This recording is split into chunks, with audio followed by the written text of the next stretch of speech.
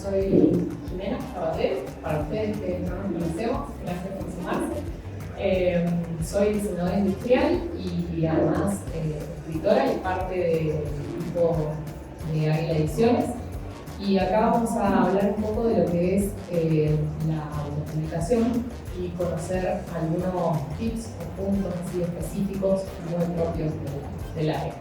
Bueno, primero que nada vamos a hablar claramente de qué es la autopublicación y vamos a especificar en esto de cuáles son sus etapas, cuál es su proceso. Y bueno, sencillamente podemos decir que la autopublicación ocurre cuando un escritor toma todas las tareas del editor, la editorial, y se autopublica, ¿no es cierto? Hace esta publicación personal, ¿sí? El trabajo de su propia mano. Sin claramente ningún tercero participante, sin nadie más que intervenga en esto. Cuando este autor o autora decide autopublicarse, toma todas estas tareas y estas obligaciones que tienen generalmente los terceros y comienza a ejecutarlas por sí mismo. En este proceso de autopublicación que puede llevar adelante cualquier escritor o cualquier escritora, podemos hablar de ciertos puntos que son específicos. Obviamente el primero es escribir, ¿sí? Cada uno de nosotros cuando escribimos tomamos ciertas decisiones de hacerlo de ciertas maneras. Escribir puede hacerse en papel y lápiz, que sería el modo tradicional, o hacerse con dispositivos electrónicos, ¿sí? O sea, con la compu, escribiendo en el teléfono, incluso dictándole a una aplicación para que vaya escribiendo o grabando lo que nosotros vamos a hacer. Una vez que todas estas maneras de escribir confluyen en la obra y obtenemos el manuscrito, el primer borrador, lo que se recomienda como segundo paso es el depósito de esa obra inédita que se hace ante la Dirección Nacional de Derecho de Autor. Esto es para preservar, obviamente, la originalidad del texto y para preservar los derechos de autoría que cada autor pueda tener sobre esa obra. Es una tarea sencilla, muy fácil de hacer, que incluso ahora, post pandemia, se puede realizar desde sus propias casas, en una compu, a distancia, en una plataforma específica para esto. Lo que nos permite este depósito de obra inédita es preservar, digamos, el derecho de la autoría, preservar los derechos que tiene el autor sobre esa obra, los derechos intelectuales sobre todo. Y esto se hace generalmente antes de que la obra empiece a circular. Cuando nosotros terminamos de escribir y somos capaces de mostrárselo a alguien, se lo mostramos, no sé, a amigos, a colegas, a pares, a editores, lo mandamos a distintas editoriales. Entonces, en cierta medida, este boceto o este borrador empieza a circular, ¿sí? Y lo que tratamos de hacer a través del depósito de obra inédita es justamente la protección intelectual de esa obra. Posteriormente que uno hace esto, digamos que el tercer paso sería la revisión y la corrección de ese manuscrito. Generalmente esto lo hace primero el autor. Manteniendo obviamente la integridad de la obra, el estilo, haciendo incluso correcciones que tienen que ver, por ejemplo, con no solamente palabras que queremos cambiar, tal vez frases o la intencionalidad de algún capítulo o alguna oración en el texto. Pero generalmente lo que nosotros recomendamos es que esta revisión y corrección también sea desarrollada por un profesional, porque es quien va a hacer realmente hincapié en cuestiones que tienen que ver con la ortotipografía, la ortografía, la gramática, la puntuación y obviamente sin cambiar el sentido del texto. Después el cuarto paso en el que el autor tiene que incurrir cuando está dentro del proceso de autopublicación es, cuarto y quinto, van casi de la mano, es la etapa del diseño. Por un lado, el diseño de la portada, en donde esta tiene que ser como la cara previa, la cara presentable del libro, y nos tiene que permitir ver un poquito más allá lo que vamos a encontrar sin adelantarse demasiado, sin dar mucho detalle, tiene que resultar atractiva. Además de esto, viene posteriormente el diseño del interior posterior o intermedio. El diseño del interior y la puesta en página de ese libro, o el diseño del libro electrónico, si habláramos de un electrónico. Y esta etapa de diseño nos va a permitir también poder poner esa obra en valor, como dotarla de un valor agregado que tiene que ver con la diagramación y otras cosas de las que vamos a hablar un poquito más adelante. Después viene otra etapa que es una de las más importantes, que tiene que ver con la gestión de proveedores. Ver quiénes van a ser aquellos que impriman ese libro o que lo digitalicen para convertirlo en un ebook. Y esta gestión nos tiene que permitir a nosotros encontrar el proveedor adecuado para materializar ese libro. Y obviamente nos vamos a quedar con aquello que resulte en la mejor relación entre el costo y el beneficio, ¿no es cierto? Luego hay que, obviamente, definir cuáles van a ser los canales para la difusión, cuáles van a ser las estrategias de venta, cuál es el público al que tenemos que aludir, cuál público no. Y en función de esto, de todas estas pautas, nosotros tenemos que ir empezando a definir cuál va a ser el precio de venta al público. Una tarea bastante engorrosa por ahí para quienes no están muy relacionados con los números, o quienes no son, no sé, experimentados tal vez en ponerle un precio o un valor a su trabajo, ¿sí? Pero se puede y hay maneras de hacerlo. Posteriormente, hecho ya todo esto y definido con quién vamos a imprimir o con quién vamos a digitalizar, se genera la catalogación y el ISBN del libro. También vamos a hablar un poquito más adelante, pero esto es un punto que hay que hacer justo cuando ya se tiene todo listo para imprimir, para sacarlo a publicación. Luego, claramente, viene el proceso de la impresión o de la conversión electrónica. Y posteriormente a esto, cuando ya la obra ha sido impresa o digitalizada, ya se considera obra publicada, y a partir de ese momento lo que hay que realizar es el registro de la obra publicada, también ante la Dirección Nacional de Derecho de Autor. Y hecho esto, uno tiene que autogestionarse también el posicionamiento, la promoción y la venta de la obra. El trabajo de la autopublicación es un trabajo largo, arduo, porque hay que tomar, digamos, el toro por las astas y ocuparse de todas aquellas gestiones en las que normalmente intervienen las editoriales tradicionales.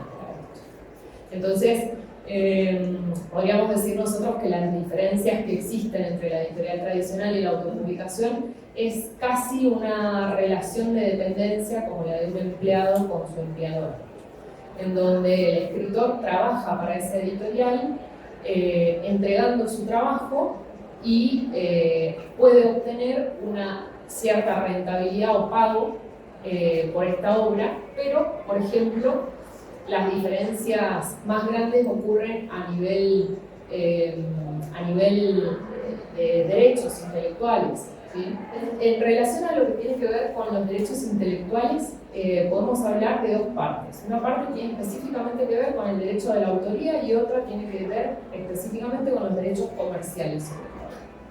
Generalmente algunas editoriales tradicionales, cuando un autor firma un contrato, la editorial pasa a ser acreedora de los derechos comerciales de la obra.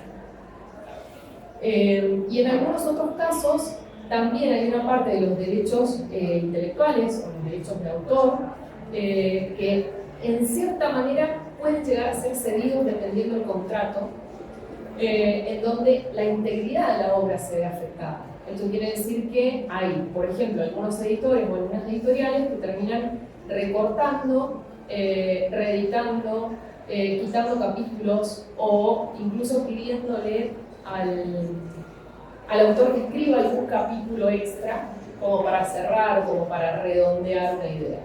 Esto generalmente se hace no con la finalidad de preservar la obra como obra en sí o una obra artística, sino con la intencionalidad de convertirla en un producto vendible. Es acá donde interviene algo que se llaman derechos conexos. Los derechos conexos son los derechos derivados de la producción de la obra y generalmente, como les decía, quedan en manos de terceros. En el caso de la autopublicación, esto no ocurre, ¿sí? En el caso de la autopublicación, uno puede gestionar incluso con servicios de terceros algunas etapas del proceso de autopublicación sin la necesidad de ceder derechos comerciales. Yo les voy a aclarar un poquito qué serían algunos de los puntos de los que estuve hablando cuando les comentaba cuáles eran las etapas del proceso de autopublicación, que tiene que ver con la obra inédita. En el caso del registro de la obra inédita, intervienen, como les comentaba hace un ratito también, los derechos intelectuales, que están divididos en dos puntos. Por un lado, lo que son puramente derechos morales, y por otro lado, lo que son derechos patrimoniales. En el caso de los derechos morales, son los derechos propios del autor, esto de que la obra sea escrita por un autor en particular. Y esos derechos le pertenecen a su autor de por vida, y no solamente es la mención o la autoría o la propiedad de la obra, sino que también es el derecho a preservar la legitimidad de esa obra y la integridad de esa obra en cuanto a su contenido, ¿no es cierto? Que el contenido sea respetado tal cual el autor lo planteó. Estos derechos, que son morales y que le pertenecen al autor, no pueden ser cedidos, no pueden ser intercambiados por dinero tampoco, y se pueden heredar a los sucesores dependiendo de la reglamentación de cada país, va a ser la cantidad de tiempo. Esto, por ejemplo, en la Argentina son 70 años, en México son 100, en España son 70, pero a nivel mundial se ha establecido como una normativa de 50 años. Obviamente, cada país decide cuánto. Entonces, los herederos pueden preservar el derecho de autoría sobre esa obra y tomar las decisiones que sean necesarias o que consideren necesarias. Por otro lado, están los derechos patrimoniales, que tienen que ver con, esta es la parte aburrida de la charla, los derechos patrimoniales tienen que ver con, obviamente, dinero y capital. Y tienen que ver justamente con acciones comerciales.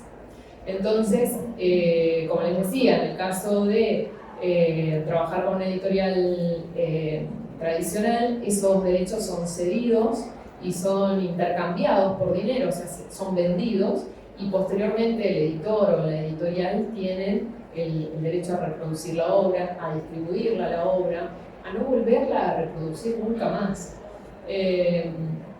Entonces, a veces los autores se ven limitados en la posibilidad de seguir produciendo o seguir haciendo visible o difundir su obra. Estos derechos morales se dividen de los patrimoniales. Los morales son completamente intangibles y los patrimoniales son capitalizables, se les puede poner valor, ¿no es cierto? Y es económico. Respecto a lo que tiene que ver con la inscripción de la obra inédita, lo que hacemos es preservar esta integridad de la obra, ¿sí? Antes de que sea publicada, y nos permite la protección dentro de estos canales en los que empieza a circular la obra antes de salir a la luz. El llevar una imprenta, el hablar con el diseñador mismo que va a diseñar el interior en el caso de la autopublicación. Y obviamente uno tiene por ahí la idealización de que con esto nos evitamos que nos plagien, que nos roben la obra. no es tan así. No indica el hecho de tenerla registrada que la obra no pueda ser plagiada. La obra puede ser plagiada incluso estando registrada, incluso estando registrada por una editorial de altísimo rango. Lo que puede ocurrir es que al estar registrada se puede comprobar a quién le pertenece la obra. Entonces eso es una de las características más importantes al preservar este depósito de la obra antes de ser publicada. Bien, les hablé también de lo que era, mencioné en realidad que era el ISBN. El ISBN es un número, un código que es internacional y que tiene ciertas características que determinan cuáles son las cualidades de ese libro. Sencillamente lo podemos definir como el DNI del libro. ¿Sí? Es único y es internacional, no hay otro igual. Y dentro de esa codificación que se hace, se identifican cosas como el título del libro, el autor, la editorial a la que pertenece, si perteneciera a una. Si no, se figura, justamente cuando uno se autoedita, el propio autor figura como editor. Figuran también números de control y características que tienen específicamente que ver con el tipo de edición, primera edición, segunda edición, ediciones corregidas, ediciones de lujo, de colección, etc. Acá quiero hacer una salvedad. Es muy común encontrarnos con autores que consideran que el ISBN y el registro es lo mismo. Y no es así, o sea, ni siquiera en el caso del registro de obra inédita. ¿Sí? Son tres cosas diferentes y son para objetivos diferentes. El ISBN es simplemente este número de catalogación internacional que permite identificar al libro. Los demás, que tienen que ver con lo que conocemos como registro, en realidad no son registros, sino que son depósitos. Bien, otra mención que hice fue el registro de la obra publicada. Esto es el último paso y hay un periodo de tiempo en el que un autor o la editorial pueden hacer este registro, que es exactamente 90 días, ¿sí? durante 90 días de publicada la obra. ¿Qué significa esto? Que durante esos 3 meses tenemos el lapso vigente de tiempo para poder hacer el registro de la obra que ya ha sido impresa y publicada, así no la hayamos vendido todavía. Si no hacemos ese registro o ese depósito de obra publicada dentro de ese lapso de tiempo, perdemos la posibilidad de hacerlo. Si esto ocurre, en realidad nadie nos va a quitar nuestra obra, no perdemos ningún derecho en cuanto a lo moral, pero sí podemos perder la posibilidad de reclamar derechos patrimoniales si alguien decide, por ejemplo, y sería genial, hacer una serie sobre una novela, ¿sí? Una serie en Netflix sobre una novela. Si yo no registré mi obra, posteriormente alguien puede reproducir esa obra, convertirla en una serie, en una película, en una ficción, y yo no cobraría absolutamente nada por eso, ni podría siquiera oponerme, porque no hice ese registro dentro de ese plazo de tiempo.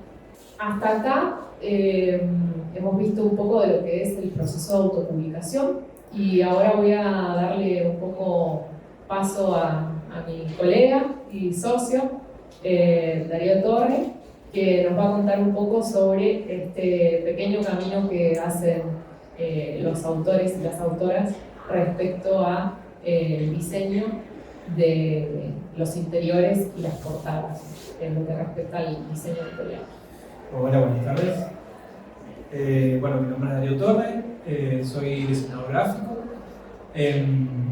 Últimamente mi experiencia tiene más que ver con lo editorial, con pasar todo lo visual y todo lo que tiene que ver con el arte del libro al formato del libro que sea, ya sea físico, digital o la forma que tenga. Pero mi camino empieza un poco cuando era muy niño, descubriendo todo lo que sucedía con el libro como objeto, como una forma también de expresión que, de hecho, yo tenía más libros que juguetes cuando éramos pequeños. Y la conexión que yo tenía con el libro era como muy fuerte y fue acrecentándose a medida que iba creciendo. Quienes no recuerdan, por ejemplo, el aroma a papel, o incluso sé que podemos mantener ese vicio, esa pasión por entrar a una librería y sentir ese aroma, o rescatar esas texturas, esos papeles, esas ilustraciones, todo el material o las emociones que nos generaba tener en la mano algún tipo de libro. En mi caso eran libros pop-up, tenía muchos pop-up que jugaba con esos libros, y bueno, me pasaba horas incluso volviendo a releer libros que ya había leído, porque por general tenían una historia, y jugaba mucho con esta interacción que tiene el pop-up, que es muy propia y muy linda. A medida que fui creciendo, fui descubriendo y fui encontrando que las respuestas a todo esto que me pasaba cuando tenía libros en la mano tenía un poco que ver con el diseño, incluso no entendía al comienzo que el diseño, como lo entiendo ahora, el diseño para mí era aprender a dibujar. De hecho, en la primaria las maestras me decían: "Vos tenés que estudiar diseño porque sabes dibujar", o cosas como: "No te gusta la matemática, así que estudia diseño". Típicos errores que te cae diseño acá y dices: "A mí me gusta el diseño", entonces, o me gusta el diseño, por eso me van a matemática, y termina siendo una decepción porque terminamos usando matemática para todo, y bueno, pues, se pone difícil. Pero veía en el diseño como esta especie de superpoder, ¿no? de dotarnos de herramientas como para preconfigurar o llevar esta cadena o esta serie de etapas, e incluso poder ver la pieza, no solamente hablando de libros, sino como la pieza o la publicación diseñada, antes que las personas lo puedan llegar a apreciar, lo puedan llegar a ver. En nuestra cabeza, cuando tenemos incluso reuniones con clientes o con autores o con personas que necesitan cubrir una necesidad de diseño, es como a 1000 por hora estamos generando imágenes todo el tiempo, y es como plasmarla en algo gráfico, en mi caso en los libros. Y tiene todo que ver con la experiencia del usuario, la experiencia de quien lee. Por eso el diseño editorial para mí tiene una de las premisas fundamentales, que es que el libro sea fácil de leer, que sea cómodo, que sea un elemento que yo lo pueda transportar, que me haga facilidad, que me facilite la vida, en realidad, como el diseño mismo, y como la bandera que tengo del diseño te ayuda en muchos aspectos. Lo que tienen abajo a la derecha es la Biblia de 42 líneas, la impresión de Gutenberg. No es que le saqué la foto a esa Biblia, me hubiera encantado verla en persona, pero fíjense cómo ya se empezaba a utilizar con lo que se llaman tipos móviles, que es lo que está arriba, que era nosotros ahora para componer texto es muy simple, porque simplemente cambiarle la tipografía a la herramienta con la que estamos diseñando, o trabajando o escribiendo, y listo, ya está. Tengo la tipografía digital que a mí me gusta. Antes era una cuestión un poco más compleja de trabajar y de componer página por página con la cantidad de caracteres que eso implicaba, incluyendo espacios, signos de exclamación, interrogación, etc. Y luego, bueno, el manuscrito iluminado con ilustraciones hermosas que acompañaban también cada página. A medida que fui avanzando, empiezo a descubrir la tipografía, empiezo a descubrir todos los insumos en realidad que son parte del diseño y que tienen que ver con la puesta en página, con poner toda esta riqueza visual y esta riqueza funcional, digamos, al servicio de transmitir lo que los autores quieren transmitir a sus lectores. Entonces, considero que el diseño editorial es, en cierta medida, un puente entre las personas que escriben y quieren llegar a su público de lectores y, obviamente, sus lectores. Y acá siempre digo, la salvedad de que para nosotros los autores son importantes, pero son más importantes los lectores. Entonces, tenemos que cuidar de cierta manera hasta, por ejemplo, la visión de esas personas, es decir, que la vista descanse, que tengan páginas para que puedan tener una lectura y una muy buena experiencia de de usuarios. Antiguamente, digamos, todo el rol, o todos los roles, o todas las disciplinas que se ponían en juego para llegar a la producción de un libro, funcionaban en pocas personas o a veces hasta en una sola persona. Tareas como edición, diseño gráfico, la impresión, todo lo que tenía que ver con la técnica de llevar al papel una publicación, a veces se solía hacer por muy pocas personas. Esto a finales del siglo XIX comienza a separarse y a generarse esta especificidad, digamos, por temas, y es cuando ahí se empieza a pensar el diseño editorial como una de las etapas fundamentales dentro de la producción de libros y de contenido, ¿no? Para mí el diseño editorial y el diseño en general es una tarea no muy fácil de realizar, y que para eso me gusta siempre pensar que hay que tener un color especial, no como cromático, sino como una sensibilidad especial para poder emocionar y poder transmitir lo que los autores quieran contarle y compartir a sus lectores, a su público lector. Esta imagen tiene que ver un poco con otros intereses que yo tenía. Lo vengo también anteriormente del diseño, vengo de formación audiovisual, y todo el tiempo me encontraba editando y generando contenido audiovisual, y hubo una época en que descubro que la música clásica no teníamos problemas de derechos, entonces había que usarla, y toda esa época oscura o no de mis videos tenía música clásica para todo, pero también tenía otro interés detrás de esa figura que ustedes ven ahí de director o de directora de orquesta, que está logrando ser el pegamento, digamos, entre toda esa cantidad de personas y músicos y músicas que están ejecutando o que están tocando un instrumento, y que cada individualidad, digamos, se tiene que de alguna manera convertir en una vibración conjunta, en un sistema que fluya y que le genere, digamos, algo lindo, una experiencia linda a la persona que lo esté escuchando. Entonces, yo encontraba muchas similitudes a medida que iba creciendo, iba descubriendo el diseño, la tipografía, un montón de elementos que las aprendía por separado, pero digo, ¿dónde está o en qué momento esto se junta? ¿En qué momento podemos llegar a poner todo esto que es tan hermoso? La tipografía es algo que me enloquece, y estudio todo el tiempo el cómo se hace, cómo se realiza, el por qué detrás de las tipografías hay diseños específicos de tipografías para libros de papel, para libros electrónicos, para pantallas. Es como todo un mundo gigante que nunca se agota y siempre sale algo nuevo, y yo no veía el momento de pasar a la página, era como, ¿en qué momento llegamos? Y esta figura del director o de la directora era como yo lo veía en el diseño, que después obviamente lo certifico, en la puesta en página, en que todos esos elementos de alguna manera tienen que confluir, tienen que generar una vibración en conjunto para que se entienda y se pueda leer, y cada cosa esté en su lugar a través de una hermosa grilla que ya veremos más adelante. Inicia el proceso, acá con el amigo transpirando básicamente, ¿cierto? Con una serie de preguntas que suelen ser disparadores. Esto, por ahí hay algunas cositas que las van a encontrar seguramente en teoría del diseño editorial, más que nada, que tiene que ver con condicionantes, con búsqueda, con cuestiones proyectuales en realidad, para llevar a cabo un proyecto de diseño.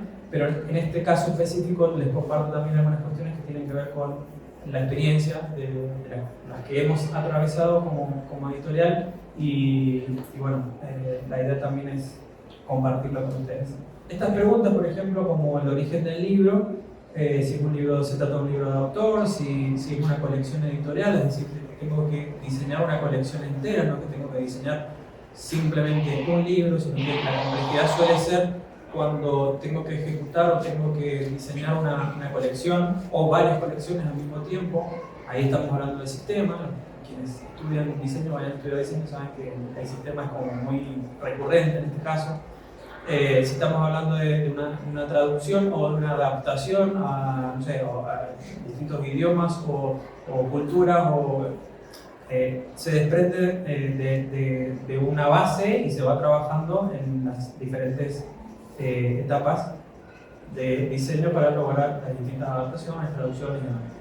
¿Qué tipo de libro estamos enfrentando como desafío? Si estamos hablando de un libro literario, un libro periodístico, un libro que tenga difusión científica, ¿qué función va a tener este libro? ¿Sí? Divulgar, enseñar, consultar, por ejemplo, un diccionario. No es lo mismo diseñar un diccionario que es un libro de consulta, donde la información está más estructurada y que el acceso al texto, a la información, va a ser de manera bastante aleatoria. No es lo mismo eso que diseñar una novela, entonces donde tengo arranque de capítulo, hay capítulo, termino, arranca el otro capítulo, es como una lectura mucho más continua, entonces tengo lecturas continuas, discontinuas, dependiendo de cómo voy a acceder al libro, voy a tener ciertas jerarquías u otras, entonces esto tiene que ver con el tipo de libro que estamos enfrentando.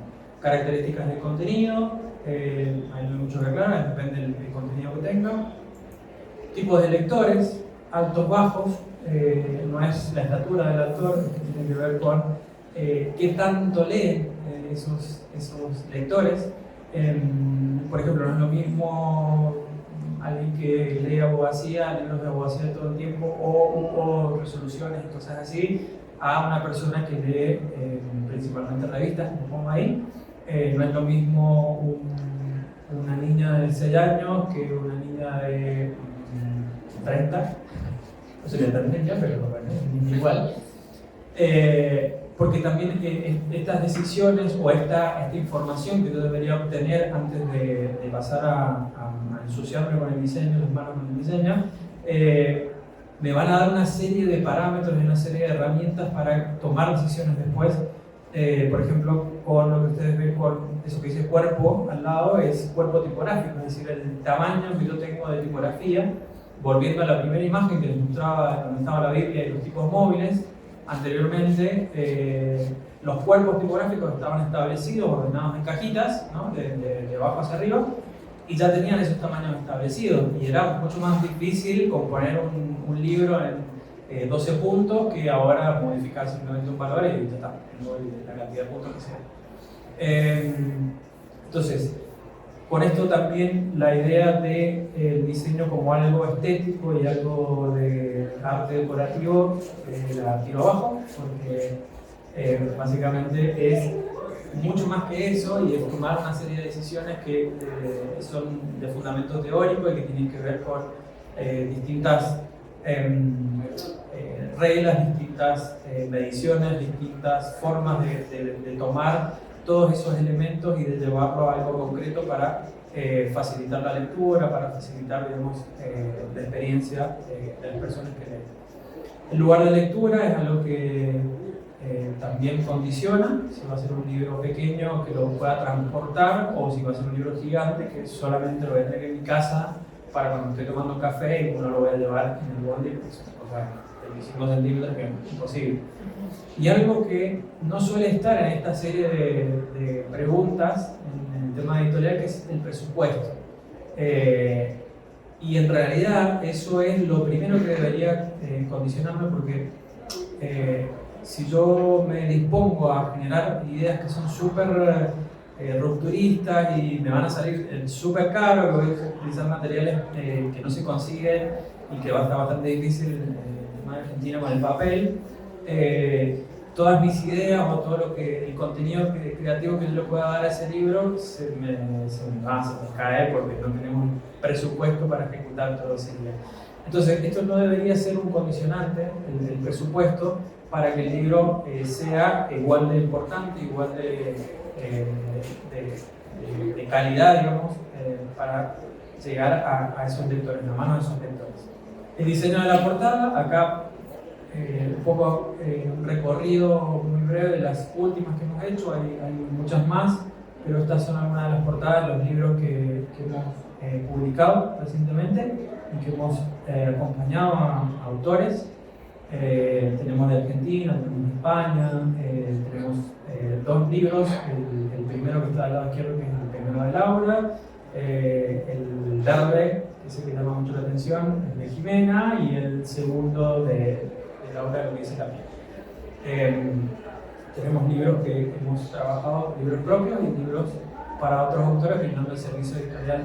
En el diseño de la portada, yo lo considero como la puerta hacia el interior, es la comunión entre el interior y el exterior, es lo que me va a permitir que la persona que esté recorriendo la librería se enganche y quiera ver más, pero también es el equilibrio entre no spoilear, digamos, el interior y mostrar de alguna manera lo interesante que es ese libro.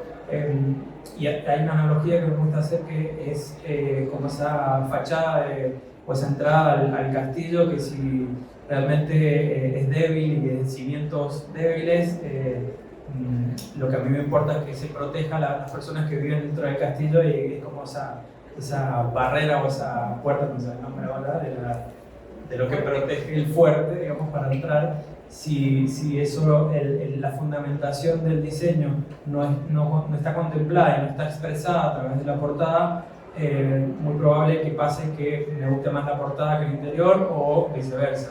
¿Cuántas veces hemos comprado una película por el póster, o como dicen por ahí, una persona también por el póster, ¿no?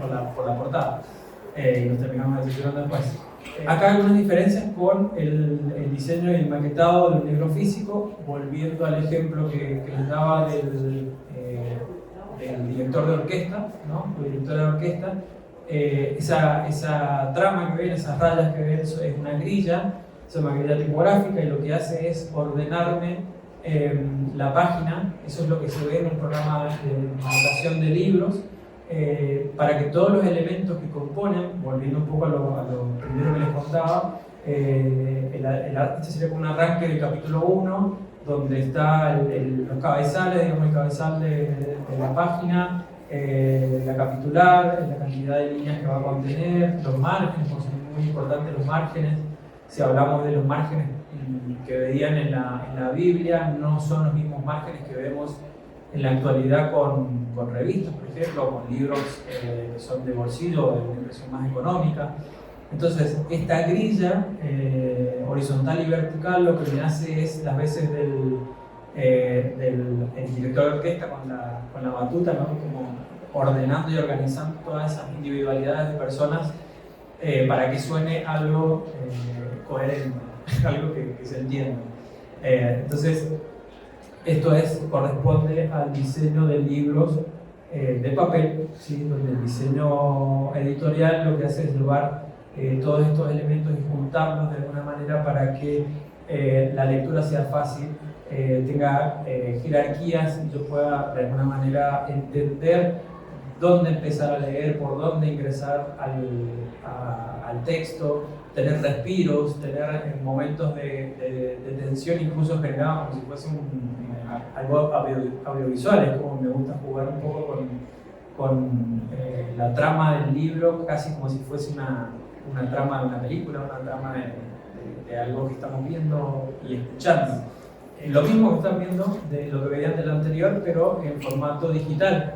Acá la cosa cambia, y explicando un poco cómo funciona un libro, que ustedes seguramente han desarmado y han tenido esa curiosidad de ver esta serie de hojas de alguna manera encuadernada, un libro electrónico, que es esto que ustedes ven, esto es como si fuesen las tripas de un libro electrónico, donde tiene una serie de capítulos ordenados, este es el libro de Jimena, por dentro, y lo que ven del lado derecho es simplemente código ordenado, para que se vaya generando esta serie de páginas y de capítulos que hereda algo muy importante, es el índice. Todo ese material de capítulos y cantidad de capítulos está vinculado hacia un índice que, no sé si acá lo muestro, si está como debajo del portadillo. El índice es una página más que está en un formato web, si se quiere, un formato enriquecido de diseño web, que lo que hace es enlazar, digamos, todos los capítulos para que a través del índice lo pueda ingresar a cualquier parte del capítulo, del libro, perdón.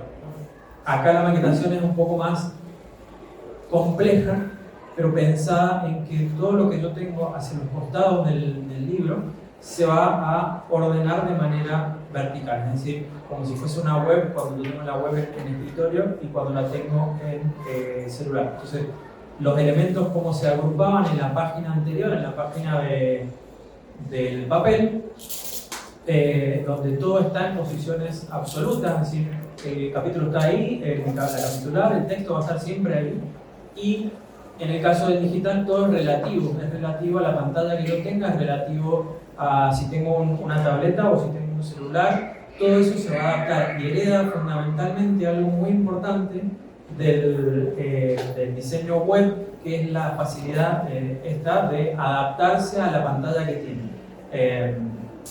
Eso es algo como muy fuerte y que me gusta pensarlo como algo fluido, algo que se adapta y se vincula con la persona que lo está leyendo y descubriendo su interior. Mucha gente dice, tengo el libro digital, en realidad lo que tiene es un PDF. El PDF, la necesidad que cubrió el PDF cuando apareció, o por qué se diseñó, por qué se creó esa extensión, tiene que ver con un formato de impresión digital para documentos. En vez de imprimirlo en papel, salgo a través de un archivo digital. Pero además, por ser un tipo de impresión, el PDF tiene una dimensión, tiene un alto y un ancho. Eso no se va a adaptar si yo lo veo en un celular, o si yo lo veo en una tableta, o si lo veo en ese TD gigante. Siempre va a tener las mismas dimensiones, las mismas proporciones. El libro electrónico, por eso es un formato que a mí me copa mucho, es un formato muy versátil que se adapta a la pantalla que tiene y puede estar vinculado completamente con todo su contenido.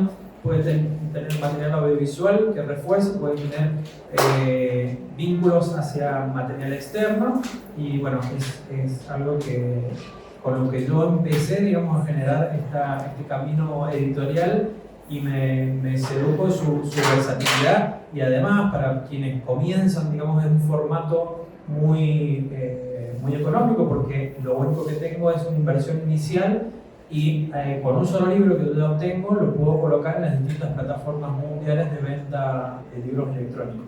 En el caso del papel voy a tener que contar con un presupuesto para la cantidad de impresión que yo tenga que hacer, y cualquier error, cualquier problema que tengo es reimprimir toda una tirada de libros, ya sean 10, 20, 50 o 1000.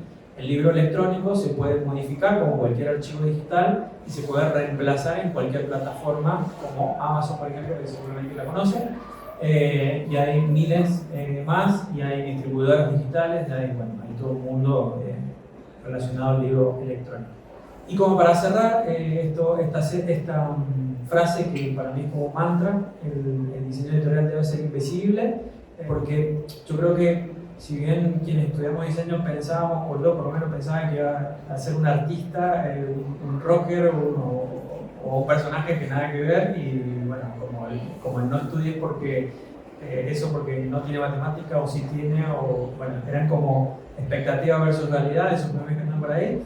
En este caso particular, para mí el diseño tiene que comunicar, no tengo que hacerme la estrella con el diseño que yo estoy generando, sino que es más acompañar y transmitir y llevar el mensaje que los autores tienen para transmitir hacia sus lectores. Y en ese transmitir, yo no puedo llamar la atención, no puedo distraer la lectura, y más si estoy hablando de textos de largo aliento, que son las novelas, por ejemplo, o textos que son muy largos o tienen una gran cantidad de páginas y de capítulos y demás, porque la persona que está leyendo se empieza a detener en pequeñas cosas que le llaman la atención. Nuestra lectura no es letra por letra, es dando saltos, y no puedo generar, por ejemplo, lo que pasa en el párrafo del lado izquierdo, el ladito que dice que no, cuando justifico los textos. Es como muy habitual, incluso de formación profesional, de decirte: tenés que justificar los textos, tenés que ponerlo en Times New Roman 12 y en textos justificados. Cuando justificamos textos, cuando justificamos libros electrónicos, dependiendo del ancho de la columna, es decir, el ancho que ocupa en la pantalla, pueden pasar cosas catastróficas como eso, que en vez de tener una lectura continua y fácil de leer o fácil de tomar, como los vinos, la lectura es interrumpida. Entonces, lo mejor y lo más recomendado en esta serie de tips que vamos a ir tratando en una hora no es alinear directamente a la izquierda, a la derecha o al centro en función del uso que ustedes quieran hacer, pero no tocar el botón de justificar. Está prohibido justificar usted. No sé por qué, algunas me río por ahí, así que lo uso. Siguiendo con esta serie de Magitips, acá estamos viendo lo que se llama mancha tipográfica. En el editorial hablamos de texto o de composición microtipográfica o macrotipográfica, de cómo esos párrafos se relacionan con su entorno, con su página, con los márgenes y demás. ¿Qué es lo óptimo para la lectura? Que el gris que genera ese conjunto de caracteres sea un gris medio, no sea ni suave como el de la derecha, que es esa tipografía Bodoni, ni la Universe, que es como muy oscura, ¿no? Como una cosa densa que me roba el alma, básicamente. Yo digo, es como algo muy negro y muy pesado de leer. Lo ideal es, por ejemplo, la hermosa Garamond, que está pensada para componer libros, de la izquierda, que es una tipografía diseñada para lecturas, para textos de largo aliento, y que genera un gris medio sutil con un contraste, un buen equilibrio, distinto al, por ejemplo, de la derecha, que tiene trazos muy gruesos y muy finos. Entonces, digamos, todas las tipografías son hermosas y tienen su razón de ser, pero hay que evitar que la mancha tipográfica sea o muy liviana o muy... Esto sucede algo similar con la mancha tipográfica, pero lo que está pasando acá es el interlineado. Entonces, que por ahí si vienen del diseño van a entender que el cuerpo y el interlineado, que es la diferencia, que es la distancia que hay entre líneas, ¿no? El interlineado me dice que tengo 9 de cuerpo tipográfico y 9 de interlínea, entonces se llama interlineado sólido. En el que está abajo tengo 9 de cuerpo tipográfico y 11, es decir, un interlineado positivo. Y en el que tengo abajo tengo 9 de cuerpo y 8, es decir, números menores al cuerpo tipográfico, se llama interlineado negativo. En editorial, cuando ustedes lleguen a la parte de componer los textos, o si tienen que trabajar con un equipo de diseño, es muy probable que se encuentren acá en el medio, que es un interlineado positivo, es decir, que los ascendentes y los descendentes de la tipografía, por ejemplo, la P, lo que desciende de la P, no se me junte con el ascendente de la L. Entonces, son decisiones que pasan a ser de un tinte técnico para que la lectura sea lo más fácil de leer y de interpretar. Y esto tiene que ver con legibilidad y lectorabilidad. Es como tengo que leer y tengo que entender lo que estoy leyendo, tiene que quedar en la cabeza y no leer la cabeza. Exactamente. Esto tiene que ver con lo que se llama en diseño parejas tipográficas, es decir, generar un par tipográfico de tipografías que yo pueda utilizar en la página para jerarquizar, es decir, volcar en la página un orden para que la persona que esté leyendo encuentre lo que tiene que encontrar en el momento que tiene que encontrar. Entonces, hablamos de tipografías display, que son esas tipografías que se tienen que ver y leer, es decir, como una tipografía que me tiene que llamar a leer e ingresar al texto para después pasar al párrafo, que es lo que tienen abajo. Entonces acá se habla, como se llama un par tipográfico, de tener una armonía entre las dos tipografías, pero tener un contraste, es decir, que no utilizar la misma tipografía para título, subtítulo y párrafo, sino generar un par tipográfico que generen algún contraste entre ellas, pero que se sienta una armonía al leer el texto, ¿no? Esto es como, van a encontrar por ahí muchos ejemplos de ya pares tipográficos diseñados, pero simplemente el consejo es buscar esta armonía y este contraste en las tipografías que utilizan. Y ahí termino con mi parte y le doy paso a mi amiga y socia Laura Borges. Hola, buenas noches, gracias por estar acá. Uno de los desafíos que tenemos, hablo en primera persona porque Jimmy como no hemos escrito libros de manera autónoma, no autopublicado. Uno de los desafíos es la distribución y el posicionamiento, darnos a conocer, algo que estamos haciendo, que ese libro llegue a las personas para las cuales nosotros escribimos. Por suerte, en la actualidad contamos con herramientas gratuitas o de precios accesibles para poder hacerlo, ¿sí? Sobre todo a partir de la pandemia, la Cámara Argentina del Libro informó que las ventas a través de plataformas de e-commerce como Mercado Libre o de redes sociales como Facebook e Instagram aumentó casi un 40%. Esto quiere decir que la gente compra más a través de dispositivos digitales ahora que antes, ¿sí? Antes preferíamos ir a la librería, mirar las mesones, que sigue siendo súper atractivo y lindo y muy disfrutable, pero a veces no tenemos el tiempo y queremos ese libro y queremos acceder a ese libro y hacerlo desde la comodidad de nuestra casa y que llegue a nuestra puerta, ¿sí? Eso podemos hacerlo y en el caso de que no tengamos la posibilidad de hacer e-commerce, igual podemos posicionarnos para que la gente vaya a la librería específicamente a buscar nuestro libro. ¿Cómo lograr esto? Lo que debemos hacer primero es tener una comunidad, ¿sí? Tener una comunidad interactiva, participativa, con la cual podamos conversar. Eso es lo que buscamos en las redes sociales, conversar, interactuar con usuarios y usuarias. Para eso hacemos todo un trabajo de posicionamiento, creamos un ecosistema digital. Nosotros le llamamos ecosistema digital a algo muy similar a lo que pasa en la naturaleza. Un ecosistema digital es un ambiente formado por plataformas digitales, en este caso, donde todos los elementos funcionan de manera armónica, se retroalimentan entre sí. Entonces, en este ecosistema digital, lo que tenemos que proveerle a esos lectores que nosotros queremos alcanzar es contenido de calidad. Y proveerles contenido de calidad, ¿sí?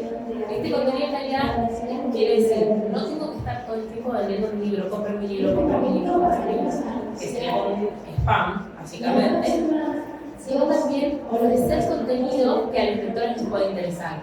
Tendencias, tips de escrituras, participar de challenge, sumarnos a conversaciones que ya existen sobre el tema, ¿sí? Recomendar libros, recomendar a otros autores, conversar con otros autores, hacer trivias con los lectores para interactuar, ¿sí? Entonces, en el momento de vender esa comunidad, ya está afianzada, esa comunidad que está escuchando y le interesa lo que tengo para decir, que no es solo venta, sino también previo a vender, yo estoy entregando gratuitamente contenido de calidad, ¿sí? Sí, ahí vamos a avanzar enseguida sobre las alianzas estratégicas. Esto es algo muy, pero muy importante en el mundo digital. El apoyarnos en otras personas, en otros usuarios para potenciar nuestro contenido. Bueno, acá estábamos hablando de contenido de calidad, de interacción y algo muy importante es la escucha activa. ¿A qué le llamamos escucha activa en el mundo digital? A saber de qué se está hablando, qué se está diciendo sobre literatura en las redes sociales, qué se está diciendo sobre el tipo de literatura que yo escribo, lo que se está diciendo sobre las novelas de suspenso, sobre las novelas con perspectiva de género, sobre los libros para mujeres emprendedoras. ¿Qué hablan? ¿Quiénes hablan? ¿En dónde hablan? Estar atenta a qué está sucediendo, también con el contexto, ser pertinente, ¿sí? Estar atentos para no salir en un momento desubicado con una comunicación desubicada. Y también estar atentos para salir en el momento justo, para participar en conversaciones que pueden potenciarnos, traernos usuarios, lectores y demás. ¿Sí? Es básicamente estar rastreando lo que se dice en las redes sociales del tema que a nosotros nos interesa. En este caso, tiene que ver con la escritura, la literatura, la lectura y demás. ¿Quién me lee? Acá, esta pregunta, Darío había presentado como los lectores y lectoras desde el punto de vista del diseño. Acá lo preguntamos desde el marketing y la comunicación. ¿Quién me lee? En el sentido de ¿quién es esa persona ideal que quiero que me lea? Mi buyer persona, ¿sí? El buyer persona es ese usuario ideal que yo tengo en mi mente, que le voy a asignar un nombre, un apellido, características, un trabajo, ¿sí? ¿Para qué? Para que mi estrategia pueda alcanzar, mientras más definida tengo a la persona, que en este caso va a leer el libro, ¿sí? Mientras tenga el mapa así de claro, va a ser más fácil poder alcanzar a la persona, ¿sí? Nosotros tenemos que preguntarnos, por ejemplo, ¿qué perfil tiene? ¿Para qué edad escribo? ¿Sí? ¿Qué edades tienen los lectores y lectoras de mi escritura? ¿Qué género literario prefieren? ¿Desde qué dispositivos consumen contenidos? desde el celular o prefieren el papel o desde una tablet, ¿sí? ¿Cuáles son sus hábitos de consumo en general? Y con esto me refiero a todo. ¿Qué marcas les gustan? ¿Qué comidas les gusta? ¿Qué hacen los fines de semana? ¿Qué hacen en su tiempo libre? ¿Por qué? Porque toda esta información, y sobre todo la última pregunta, ¿en qué plataformas están y cómo las usan? ¿Las usan para entretenerse? ¿Las usan para informarse? ¿Las usan para contar qué están haciendo? ¿Las usan para conversar con amigos, conversar con gente de otros lados del mundo? ¿Sí? Todas las respuestas a todas estas preguntas, una vez que yo las tenga, me sirven para la toma de decisiones. Esta toma de decisiones que tiene que ver con el desarrollo de una estrategia de posicionamiento y de comunicación digital. Una estrategia que yo voy a plantear a partir de objetivos. ¿Qué quiero? Llegar a vender tantos libros, posicionarme como escritora, llegar a tales lectores, generar tal movimiento, acciones, ir a eventos, no sé. Objetivos cuantificables, ¿sí? Objetivos cuantificables que después se despliegan en acciones. Una parte muy importante de las acciones, en el caso de los escritores y escritoras, tiene que ver con las alianzas estratégicas. Todos seguimos a algún Instagramer en las redes sociales, ya sea porque nos divierte lo que hace, porque nos interesa, porque su contenido es de calidad, porque generamos contenido similar y queremos aprender de esa persona. Entonces, en este caso, para los y las autores y autoras, la alianza estratégica tiene que ver en el mundo digital, siempre hablando de lo digital, con los influencers literarios, los que también se conocen como bookstagrammers. Son personas que leen libros y hacen reseñas públicas, ¿sí? Hacen videos, TikToks, Reels, escriben en su feed, hacen un carrusel y recomiendan libros o los reseñan. Este libro me gustó tal cosa, no me gustó tal otra, este libro es ideal para tal edad, ¿sí?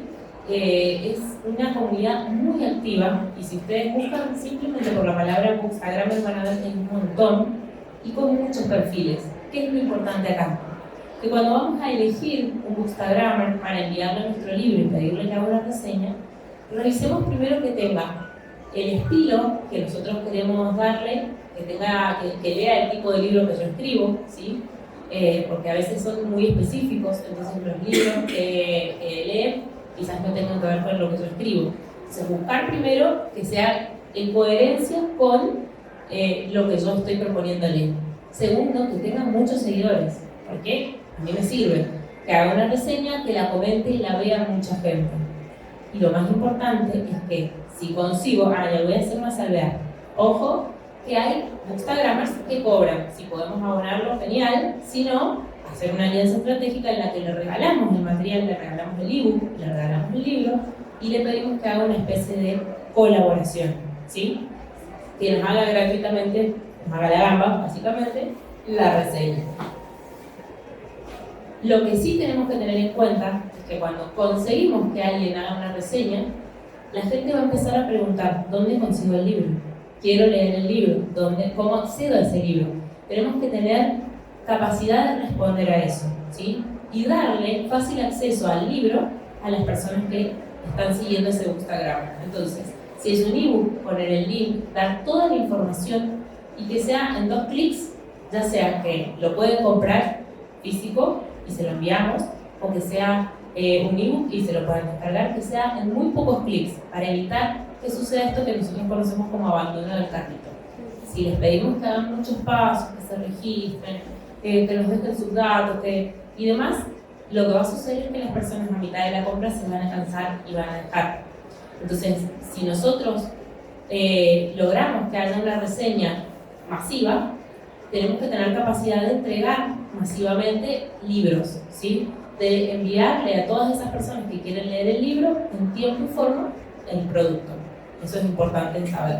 Y acá ya cierro, y esto es como una pregunta que voy a dejar en el aire. Veo que hay muchas mujeres acá, también hay varones, pero la mayoría son mujeres. Y desde las redes sociales y las plataformas que tenemos en Águila Ediciones hemos observado que el 70% de nuestra audiencia son mujeres que se autodefinen como escritoras en sus nombres de usuario, que escriben en sus redes sociales, pero que no publican efectivamente, ¿sí? Ahí nuestra pregunta es, ¿qué pasa? ¿No? Dejo el interrogante de si hay una brecha de género o no, para que lo piensen, y dejo la invitación también para que se animen a mostrar lo que escriben, ¿sí? Si están siguiendo una editorial, si están asistiendo a una charla de autopublicación, es porque tienen material o están generando material para publicar y quieren mostrarlo al mundo, pero no se animan. Hemos estado ahí, nosotras dos, hemos estado ahí, sabemos el miedo que genera que alguien lea lo que escribimos, pero desde nuestro humilde lugar les recomendamos que confíen en el talento que tienen, en la forma de narrar el mundo que tienen, en lo que tienen para decir. Siempre hay lectores para todo estilo de escritura y seguramente va a haber muchas personas interesadas en leer lo que tienen para decir por escrito. Así que hacemos una invitación a escritores varones y también a escritoras mujeres que son las que vemos que están ahí latentes y no se animan a mostrar lo que escriben. Les dejamos la invitación y bueno, les agradecemos mucho que nos hayan acompañado esta tarde.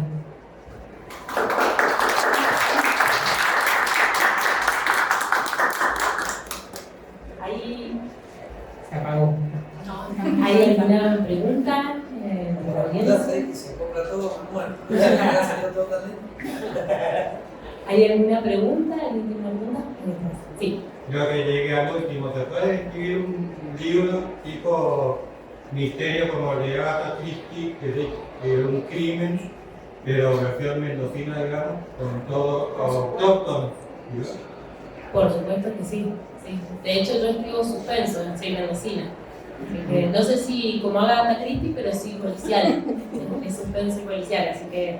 Y más si es autóctono, yo creo que va a generar mucho interés, porque nos gusta leer cosas que tengan que ver con nuestra idiosincrasia, con lo que conocemos. ¿Persona más? Adelante, ¿A sí. partir de qué edad pueden estar A partir de la edad que tenga para escribir, no hay ningún problema con el tema de la edad. Perdón y gracias. No, porque el problema son los contratos, nada más. Si lo hicieras con una editorial, o sea, si no te autopublicas, necesitas una editorial, o si contratas un servicio editorial, la edad para contratar obviamente es a partir de los 18 años, pero cualquier persona menor puede tener un representante legal. En el caso de ser hijos, sus padres, ¿sí? Y si no, tutores o encargados como firmaban en la escuela. Sí, no hay problema en ese sentido. ¿Alguna otra pregunta? Sí, decime. ¿Se puede publicar sin hacer los depósitos legales? Por supuesto que sí, vos no tenés obligación de hacerlo, en realidad es un derecho que tenés. Justamente por ser un derecho es una oportunidad y esa oportunidad va a resguardar tus posibles reclamos ante la aparición de un tercero que plagió, copió, etc. Pero no hay obligación. Uno por ahí le tiene un poco de miedo a esto, pero la verdad es que son trámites sencillos que se pueden hacer directamente por plataformas digitales, se pueden hacer a distancia, ya no existe la necesidad de viajar a Buenos Aires o tener un representante legal en Buenos Aires como era antes. Y esa posibilidad permite que esté más al alcance, que se democratice, ¿no es cierto? Y realmente son trámites muy económicos también, no son trámites caros, son completamente accesibles desde lo tecnológico, porque incluso hay hasta tutoriales, las mismas plataformas te explican cómo tenés que hacer el registro.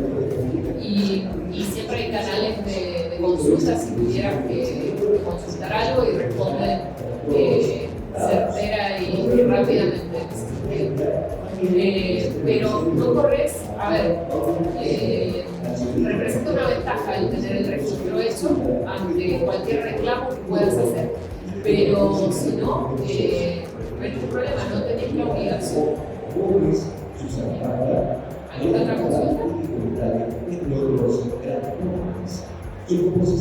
Nada más. Bueno. Muchísimas gracias. Si quieren más información sobre la editorial para autores independientes, ¿sí? Nosotros tenemos servicios editoriales. Pueden escanear el código y acceder a más información si quieren seguirnos en redes. Muchísimas gracias.